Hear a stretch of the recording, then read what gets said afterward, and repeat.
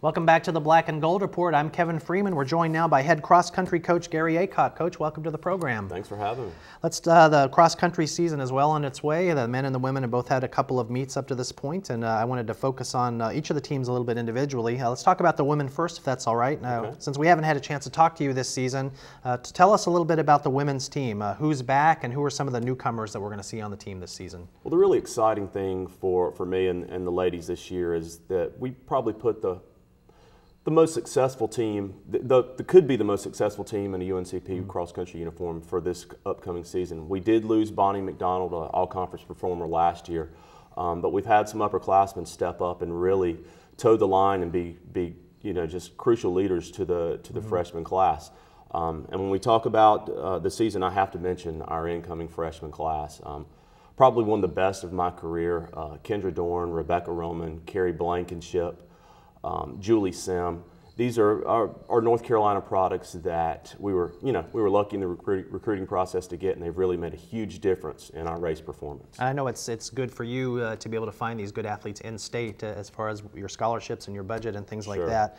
Well, you've had 3 meets so far, and you finished in the top half in all 3, including a first-place finish at the Gamecock Invitational, your first tournament on September the 2nd.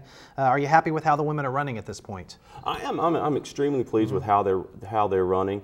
The way we schedule our meets just coincides with the training, and they're racing to the level that they're training right now, and we're looking to continue with our race season. We have some tough races coming up prior to the conference and regional championships, and I think with training development and these ladies racing well, anything could happen at the end of the season, and that's what we're planning for. How much are they running a day in training? Are they doing the standard 5K, or do they do more or less? Wow, just based on training age and level of ability, the girls are training anywhere. Some are training 40 miles a week, some up to 55, 60 miles a week. So, again, we're trying to put the pieces of the puzzle together to win a big race at the end. That makes me tired just thinking about it.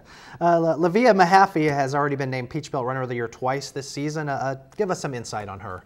Well, Livia, she's an incredible student athlete. She not only makes very good grades in the classroom, she's really in a leadership position right now when it comes to being on the course. She's been doing the little things outside of practice to make her the runner that she is today.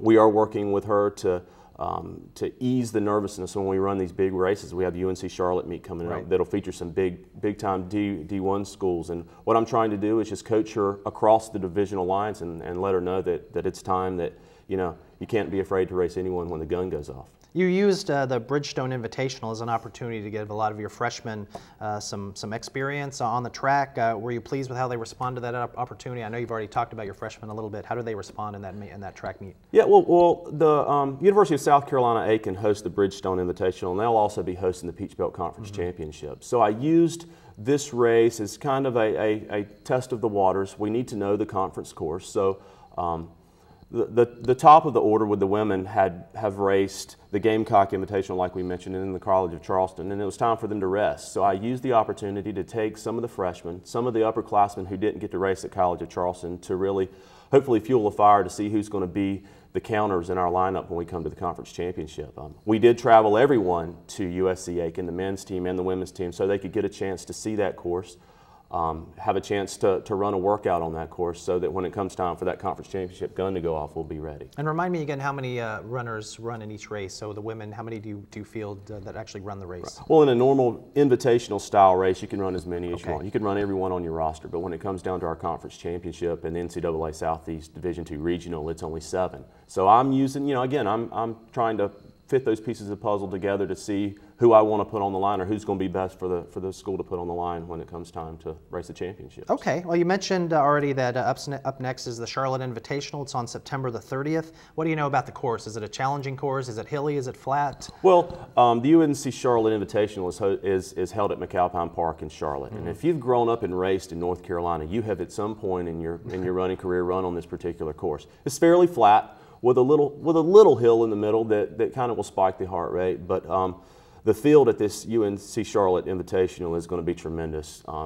ACC schools, Wake Forest, Virginia Tech, UVA, Georgia Tech, And they'll all be in the same race when it's time to come off the line. And again, I'm trying to coach our athletes to see past the division lines and run at the top, because that's what we're going to need to do to finish our season well. And in a race like this, when the awards are given out, do they give separate awards for Division I schools, Division II schools, or is everybody together in one field, in one pool? Well, it just depends on how the race is organized. You know, I kind of like, you know, give the trophies to the winners, and that's what, you know, and that makes it more important for us.